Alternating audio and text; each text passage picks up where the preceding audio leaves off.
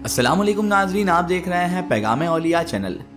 लाखों करोड़ों दुरूद व सलाम हुजूर पाक सल्लल्लाहु ताला अलैहि वालिहि वसल्लम पर और उनकी आले पाक पर। मोहतरम नाज़रीन कराम, पूरे मुसलमानों के लिए एक अच्छी खबर बहुत ही दिनों बाद आई है। जब से इजराइल और फिलिस्तीन की ये जंग शुरू हुई है, तब से लगातार ही दुनिया भर के मुसलमानों की सबसे ज्यादा उम्मीद अगर किसी कंट्री से थी तो वो थी तुर्की देश से। लेकिन तुर्की ने शुरू में ऐसी बात की थी जिससे तमाम तर मुसलमानों का, उम्मत मुस्लिमा का उम्मीद टूटने के साथ साथ दिल भी टूट गया था। जी हाँ, हम बात कर रहे हैं तुर्की की कि जिससे आज तक लोगों की उम्मीदें जुड़ी हुई हैं। और जुड़ी भी क्यों ना हो, तुर्की एक वक्त में सल्तनत उस्मानिया में सबसे पावरफुल कंट्री होने के साथ साथ सल्तनत उस्मानिया का बानी कंट्री भी रहा है। यानी सल्तनत उस्मानिया असल में तुर्क लोगों की ही थी। बहरहाल दोस्तों, अभी इसी बीच एक खबर निकलकर सामने आई है कि तुर्की ने हाल ही में एक ऐसा स्टेटमेंट दिया है जिससे तमाम तर मुसलमानों के चेहरे पर एक खुशी वापस आई है। नाज़रीन मोहतरम, जैसा कि आप सब जानते हैं कि इजराइल जालिमाना तरीके से बेचारे फिलिस्तीनी लोगों को, मजलूम फिलिस्तीनी लोगों को परेशान कर रहा है। आए दिन वहां पर शहादतें हो रही है और उन पर जालिमाना हमला किए जा रहा है, जिसमें बच्चों से लेकर बड़े तक शहीद हो रहे हैं। अभी तक ये शहीदों का आंकड़ा 7,000 से भी ज्यादा हो चुका है, जिस पर तरह तरह के लोग तरह तरह के रिएक्शन दे रहे हैं।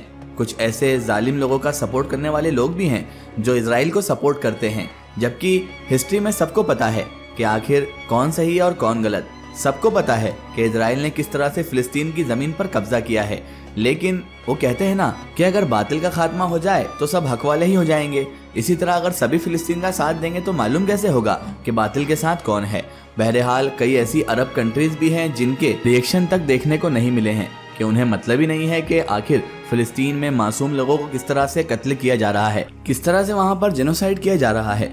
बहरहाल दोस्तों, तुर्की देश के ऊपर सबसे ज्यादा नजर होने की वजह से ये नहीं था कि दुनिया भर के मुसलमानों को तुर्की से कोई ज्यादा उम्मीदें थी, बल्कि तुर्की के फोकस में आने की वजह तो ये थी क्योंकि पूरी दुनिया हैरान थी कि आखिर तुर्की को क्या हो गया है। क्योंकि इस बार हमेशा से उलट तुर्की का रुख बदला हुआ नजर आ रहा था। तुर्की जो हमेशा पूरी मुस्लिम दुनिया में इजराइल के खिलाफ सबसे सख्त रुख अपनाया करता था, वो इस बार काफी सॉफ्ट नजर आ रहा था। शुरू से ही उसके इस जंग से रिलेटेड जितने भी बयान आ रहे थे वो पूरे तरीके से बैलेंस बनाकर रखने वाले बयान थे। यानी साफ तौर पर ये नजर आ रहा था कि तुर्की इजराइल को नाराज नहीं करना चाहता है।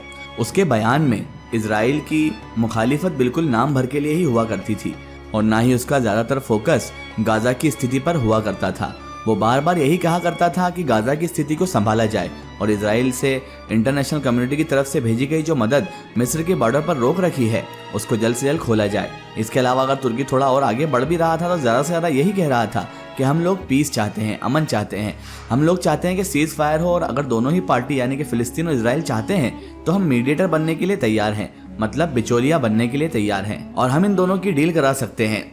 जाहिर है दोस्तों कि तुर्की एक मुस्लिम देश है और तुर्की के इस रवैये से कोई भी खुश नहीं था, क्योंकि अगर मीडिएटर की ही जरूरत होती तो सिर्फ तुर्की ही क्यों, ये काम तो चाइना, रशिया जैसे देश भी कर सकते थे, बखूबी अंजाम दे सकते थे।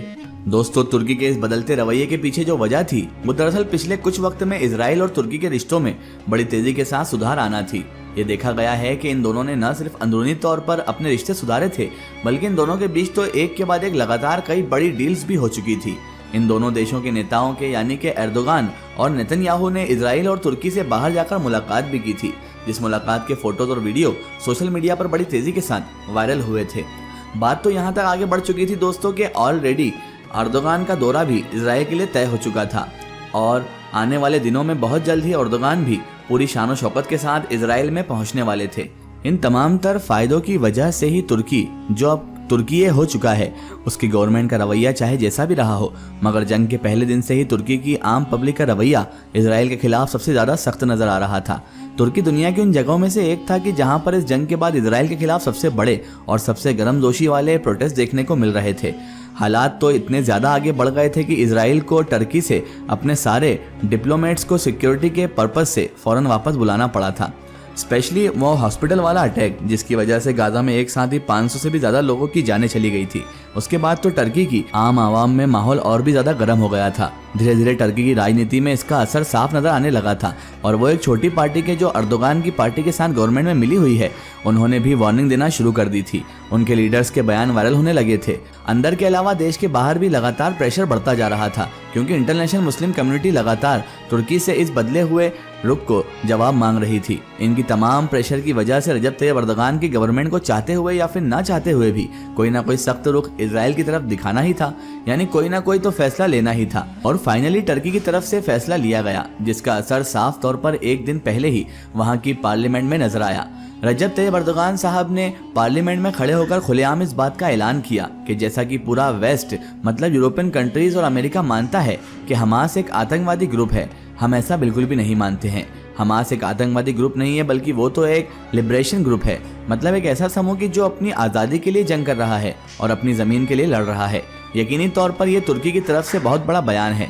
वो इसलिए क्योंकि इस वक्त इजराइल जो हमास के खिलाफ जंग लड़ रहा है, या फिर अमेरिका जैसे जितने भी यूरोपियन देश खुलकर इजराइल को इस जंग में सपोर्ट कर रहे हैं, वो सारे ही लोग पूरी दुनिया को यही बता रहे हैं कि हमास एक आतंकवादी ग्रुप है जिसके खिलाफ हम किसी भी तरह का कोई एक्शन ले सकते हैं।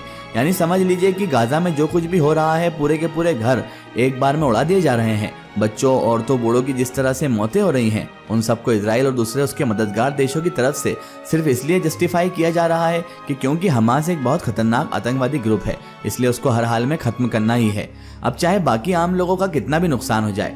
टर्की ने खुलकर हमास का सपोर्ट करते हुए अब एक लाइन खींच दी है, जिस लाइन की वजह से पूरी दुनिया डिवाइड नजर आएगी। क्योंकि अभी तक यही देखा गया था कि बाकी दुनिया को तो छोड़ ही दीजिए, बल्कि अरब और मुस्लिम देशों में भी सिर्फ और सिर्फ ईरान को छोड़कर कोई भी हमास को खुलकर सपोर्ट नहीं कर रहा था। ज्यादातर अरब देश तो पहले से ही हमास को एक बड़े दुश्मन के तौर पर देखते हैं। कतर जैसे गिने चुने एक दो देश हैं जिनके ऐतिहासिक तौर पर हमेशा से ही हमास के साथ अच्छे रिश्ते रहे हैं, वो भी खामोश तो हैं मगर खुलकर हमास की सपोर्ट में नजर नहीं आ रहे। मगर टर्की अब ईरान के बाद दूसरा एक ऐसा देश बना है जिसने इतना ज्यादा खुलकर हमास को सपोर्ट कर दिया है। तुर्की की तरफ से हमास को सपोर्ट करना इसलिए भी खास और बड़ा माना जा रहा है क्योंकि तुर्की एक नेटो देश है और नाटो ग्रुप के ज्यादातर देश ने न सिर्फ हमास को एक आतंकवादी संगठन मानता है, बल्कि इस जंग में भी इजराइल का खुलकर समर्थन कर रहे हैं। अब कहीं ना कहीं टर्की की पार्लियामेंट में ऑन रिकॉर्ड लिए गए इस फैसले की वजह से दुनिया की राजनीति में और फिलिस्तीन और इजराइल की इस जंग पर बड़ा असर पड़ेगा, क्योंकि टर्की की देखा देखी अब बहुत सारे देश और विदेश हो सकता है हमास को लेकर अपना स्टैंड क्लियर करते हुए नजर आ जाएं।